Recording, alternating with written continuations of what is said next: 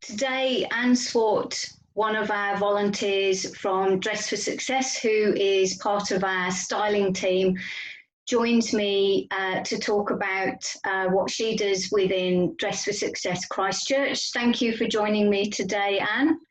My pleasure. Good to see you. Good to see you too. So after the conversation I had with Ginny, who is our executive manager for Dress for Success Christchurch, she talked about how it's really the volunteers that make the experience so special for our clients that come through the door, which is why I wanted to talk to yourself and learn a little bit more from you. Sure. So first of all, Anne, tell me, what was it that made you decide to volunteer for Dress for Success initially?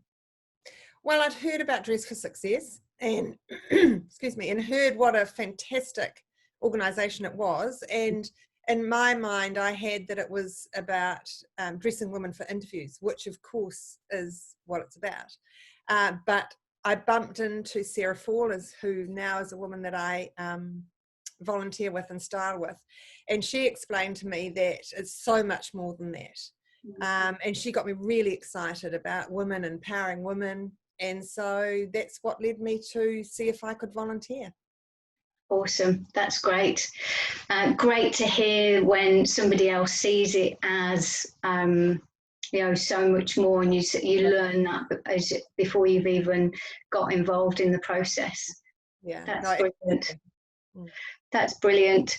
So what difference do you see in clients? So from what Sarah said there to you initially, what difference do you see in clients when they come through the door initially to when they've had their styling and then they leave?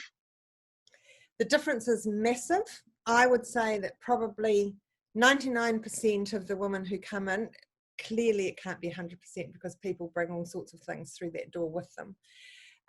They arrive, it's a pretty confronting thing that they're doing, and it's very brave that they come and knock on that front door, and we acknowledge that and try and get there very quickly and make them feel special as soon as they've walked through that door. They often come with the support person, which is fantastic, and that makes them feel more comfortable. And then we very quickly try and establish a rapport with them, and make it's about them. We very quickly say what the process will be so that they're not worried about anything that might be about to happen. We explain what the process will be, and look, we just have the most amazing time. It's about them. It's about making them feel special. It's acknowledging that they've got strength, because a lot of them have been through an awful lot to get to our front door. And for them to have got to that stage, they've used strength in all sorts of areas of their life. And we try and get them to understand that they can bring that, they've got the strength. They just have to acknowledge that the strength is there. And we talk about that it's going to be fun. We have fun. It's about them. It's about making them feel special. And then that empowers them. It's about women empowering women. And so that empowers them to feel good about themselves. And so many of them by the end are saying, oh, I feel as though I can do anything now. I really feel as though I'm going to be good when I go into that interview. Very few of them say, I feel I look good. A lot of them just say, I feel good. I feel as though I can nail it now. And so when they leave that, when they come through that door, the body language is normally pretty shocking. And by the time they leave to go out that door, we've often got smiles and hugs, tears often. So there's a huge difference that happens in that time, in that process. Huge difference in their mindset. Yeah. It sounds like it's quite an emotional journey, but also quite a emotional awareness and awakening for them, for somebody else to sort of point out to them how strong they actually are, And as you said, for them to have somebody, another female, supporting them in that way, that must be, really, really, I guess, I suppose, maybe rewarding or quite unusual, maybe for the women that come through. I think a lot of it is around the fact that they have spent most of their lives putting themselves at the back. So they've always put other people in front of their needs. And so they come in and it's about them.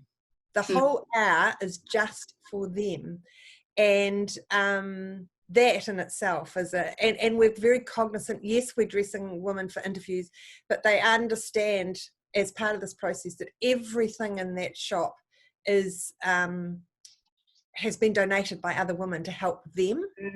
And we explain about the wraparound service we have with the Careers Centre. And so they realise, I think, that they're not on their own.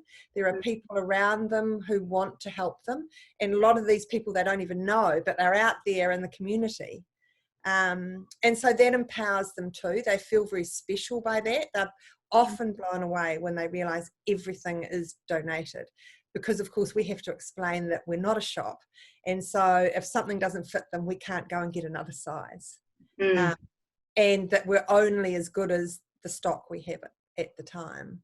But the special thing too is when you finish dressing them and then you say, right, now we need to do the handbag, the makeup and the jewellery, and they're blown away by that. A lot of women don't realise it's the whole package that we give them.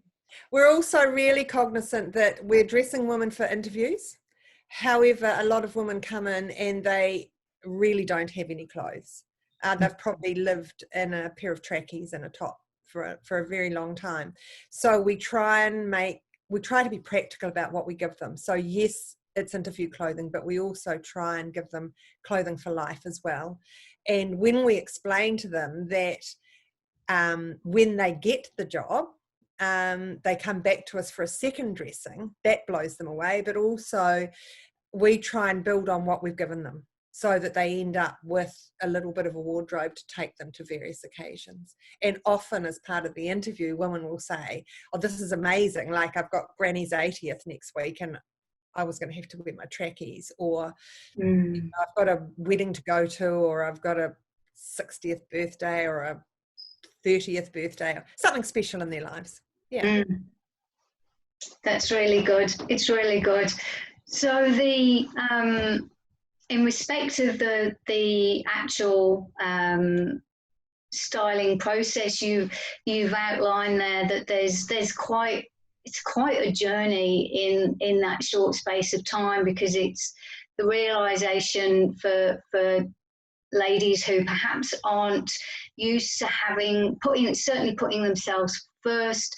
They're not necessarily used to having support and input from other women, and they realise that, as you said, it's not just yourselves within the styling team that are supporting them, but there's a much wider network of women, because they've donated the clothes, they've donated the handbags, they've donated new makeup.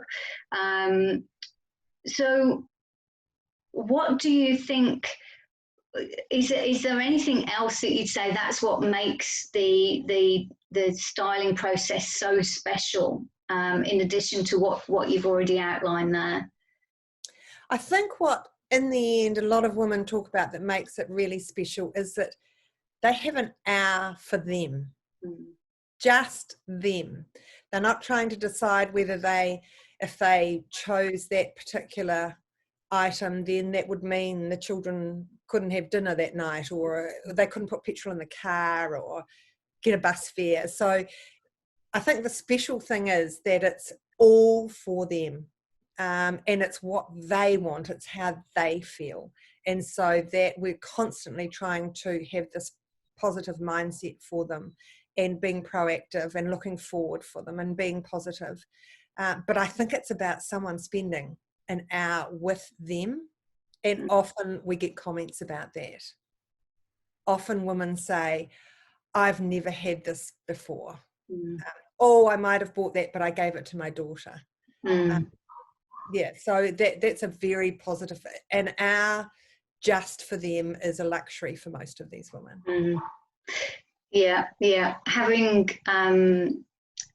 seen the feedback and spoken to women who've been involved in the process, I think you're absolutely right that having that time and that opportunity for them to be able to have somebody that's interested in them, and also, as you said, how they feel, and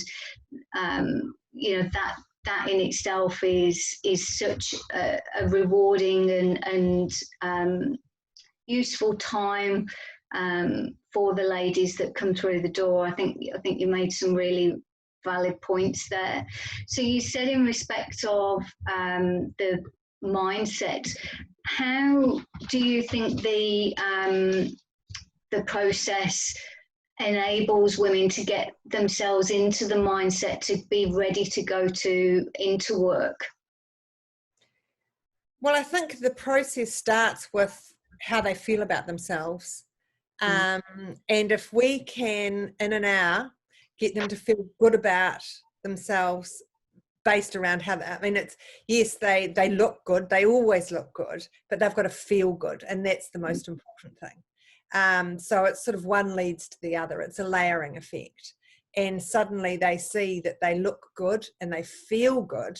And so we explain to them that now when they go into their interview, they're going to know they don't have to worry about that anymore. They don't have to pull down their skirt or make sure their trousers aren't falling down, or tucking a bit that they've tucked in might come undone. They can just go into that interview and all they need to concentrate on is their interview. And so that's really important for us, that they understand that. And most of them come to that themselves because they feel so good. Yeah, that's good. And I think from what you've said as well, just the way in which you're talking to them and the encouragement and the reassurance, and the positivity of the process, that's all helping build that mindset and helping them see how strong and how much they already have to offer. So I think there's an awful lot to be said for the environment that you create through the styling process and what you're doing with the women. I think that's brilliant. So after a day of consultations, how would you describe how you feel?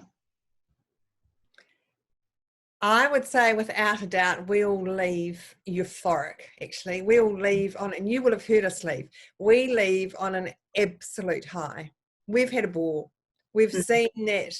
You can't but help but be invigorated when you see women coming in, shoulders down and looking pretty sad, and leaving an hour later laughing and feeling great and saying that they'll see us soon when they come back, when they've got their job there. You can't help but be empowered yourself by that. And so we leave on an absolute high. We all love it. Absolutely love it. Yeah. That's and I think the positivity and everything that you've described in respect to the time, the patience, the consideration, the encouragement, the thoughtfulness, all of those things go to contribute to the clients having an amazing time. But as you say, as volunteers, we have a great time as well, and feel that we've done something really useful. And you, as you say, you feel you leave feeling empowered. That's really, really good. It's really great to hear. Well, it's a byproduct, isn't it? We don't do it for that reason, but we do it to empower other women. But the byproduct is that we get empowered as well. So it's a win-win, really. It's fantastic. Yeah, absolutely. Well, you do through helping somebody else. Then you've it's awesome to help put people on a good track and positive journey. Yeah, positive journey. That's exactly right. That's exactly right. Well, Anne, I really thank you very much for your time today and for giving me the opportunity to talk to you and for sharing the process and the journey that is involved in the Dress for Success styling side of the business. So thank you very much, and stay well and stay safe. Same to you. Stay well, stay safe, and stay home, Claire. Yes,